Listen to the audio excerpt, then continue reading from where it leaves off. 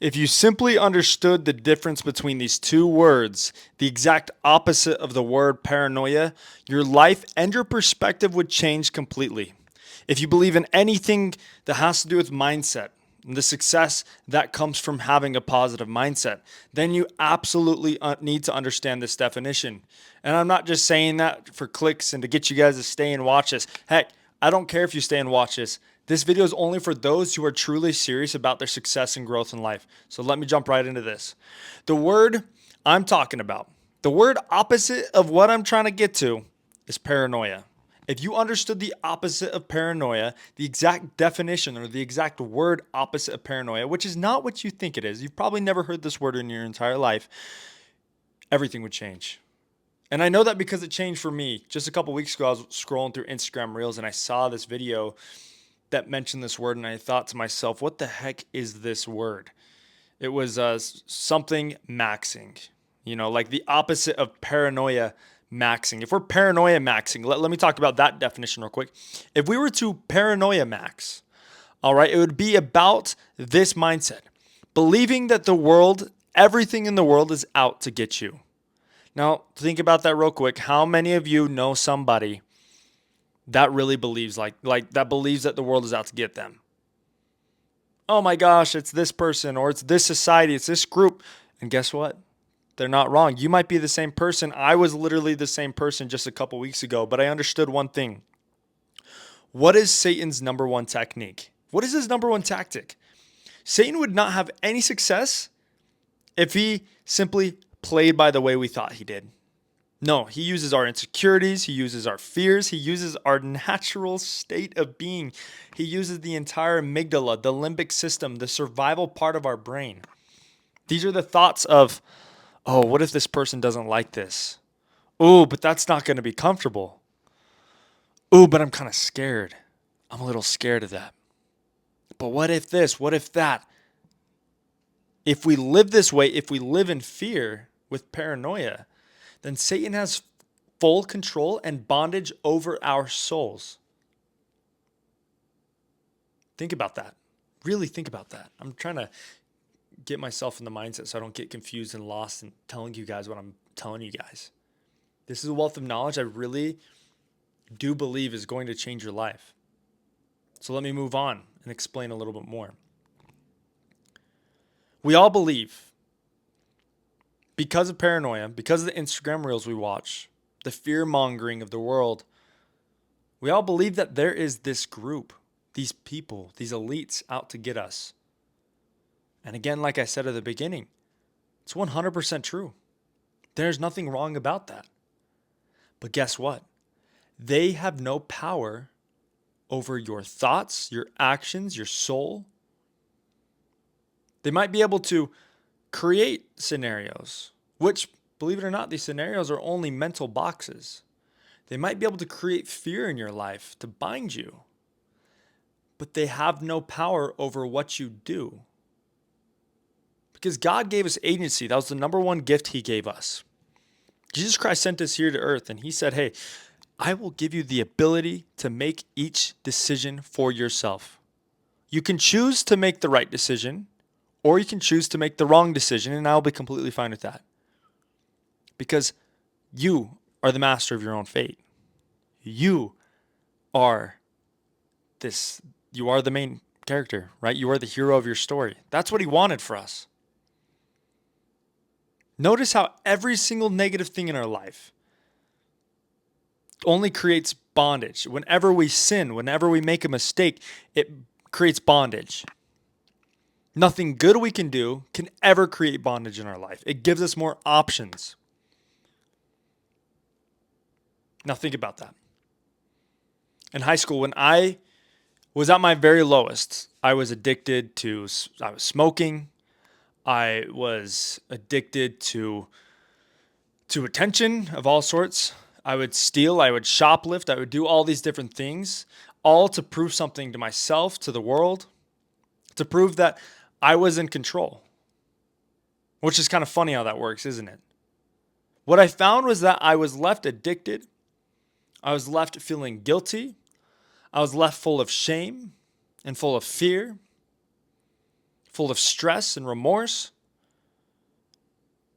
Every single night I would go to bed and I would lie there and I would feel the depression. No amount of substance could ever help me feel joy. What did I do? The greatest jailbreak I ever made in my entire life was out of addiction. What you find, though, is after you break the first door, there are many more doors that you have to break because we bind ourselves over and over and over again. We box ourselves in. I wasn't just addicted to substance. I was addicted to feeling the way I did. I felt cool. I felt fun. I felt like this energetic party guy that everyone loved. So much of my identity was tied to the substances I was using. What was this jailbreak I did?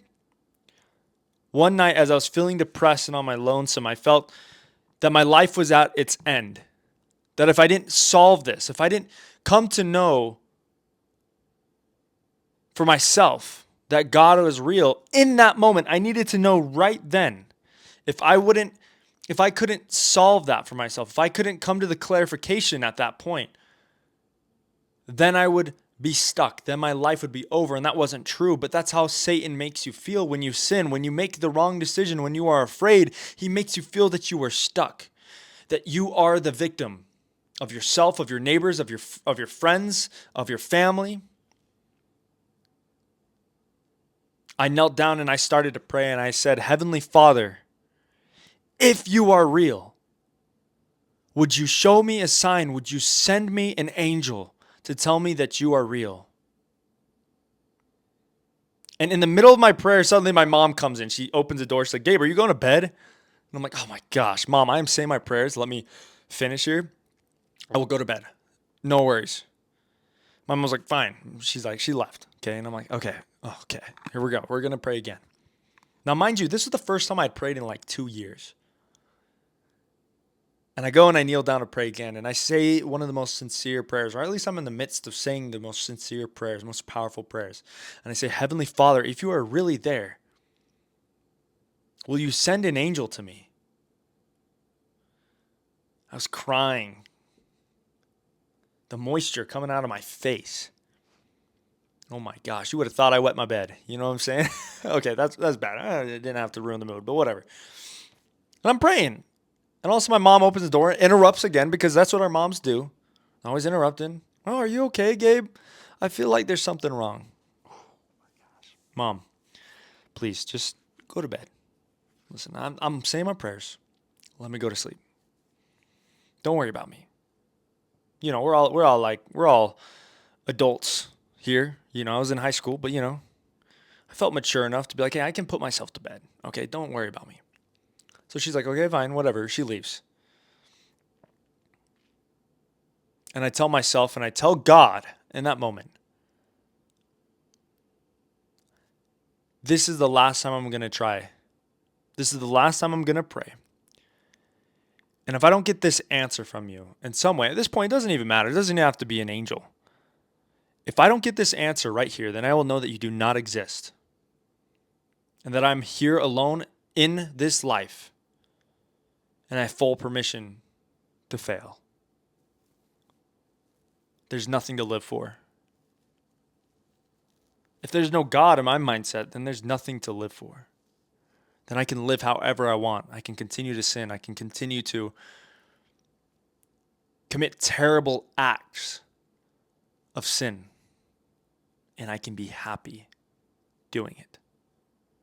Of course, that's how you feel when you're in addiction. That's how you feel when you are living in sin. Out of fear that you won't amount to the person that everyone thinks you are. Out of fear that you won't fit in. Out of fear that there isn't a way out. Out of fear that you'll have to tell somebody about it if you do admit that you're wrong. You tell yourself that quitting won't solve these problems, which makes no sense. It doesn't matter what you're going through. Listen, it doesn't matter what you're going through. If you are paranoid, you are bound. So I kneel down. I bare my head into my fists and I start praying like never before. I'm like sweating. Have you ever prayed so hard that you're sweating? You've got moisture. You've got tears coming out of your eyes. You've got sweat coming out of every single pore. And I prayed and I said to God, prove to me that you are real. Finally, my mom opens the door one more time and she says, Gabe, are you okay? You need to go to bed. And I am so annoyed. This is the third time she's not come right in and barged into my room while I'm saying my prayers. Okay, I'm trying to get to bed. And I said, Mom, I'm fine. Leave. And I sat miserable in that bed. And I woke up the next day and I went to school and I was miserable. And I was sad and I was depressed and I was full of guilt and shame. Nothing is worse than shame. Guilt is temporary. Shame feels permanent. 2 weeks later, guess what? I'm not sure exactly where I was. I'm not sure exactly when it happened, what sparked the thought or the realization. But the Lord confirmed to me in that moment that I was praying, that as I was praying, and I was asking for an angel to comfort me in this time where I felt alone, where I felt forsaken, where I felt that there was no return, God sent me my mom. You've never been in the presence of a mere mortal. Can't remember who says that. We are in the presence of angels.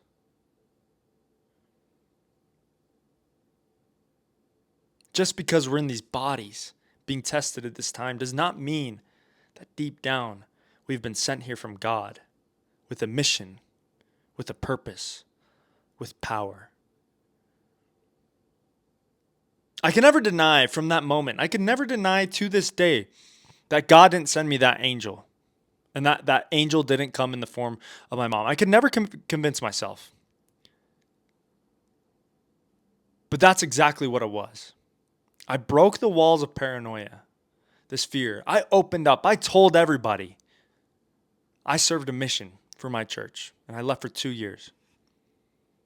What is the opposite of paranoia? Well, the word's simple. Pronoia.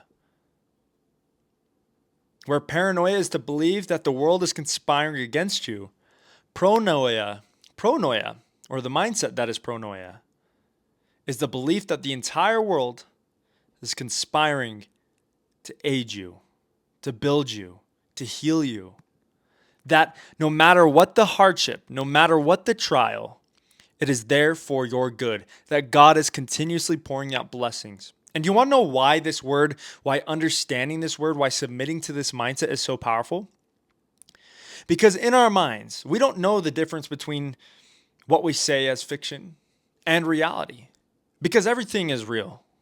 Every thought that comes through our mind is possible in some way, in some other form. Manifestation is a spiritual thing. It's not some make-believe idea. To believe that the world is conspiring to aid you, to help you, to save you, is also to remove any limit to what you had placed in front of yourself so that God can help you, so that God can bring miracles. We believe and we read the Bible and we say there are no more miracles. God doesn't perform these miracles today. It's because we close ourselves off with fear. A mind that is running fully off of fear cannot connect to God.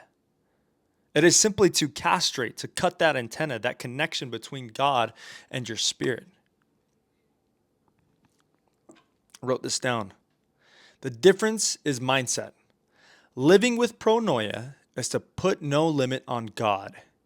It's to create opportunities for you to grow despite any failure or opposition.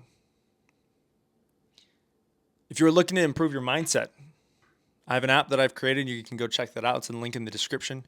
It's super powerful, and it will change your life. But other than that, just change your mindset. Default to pronoia. Believe that the world is out there to help you. My name is Gabriel Bowman. I hope you guys consider subscribing. I've got plenty more videos just like this, and I hope you stay along to watch. I love you guys so much. I'll see you in the next video. Bye.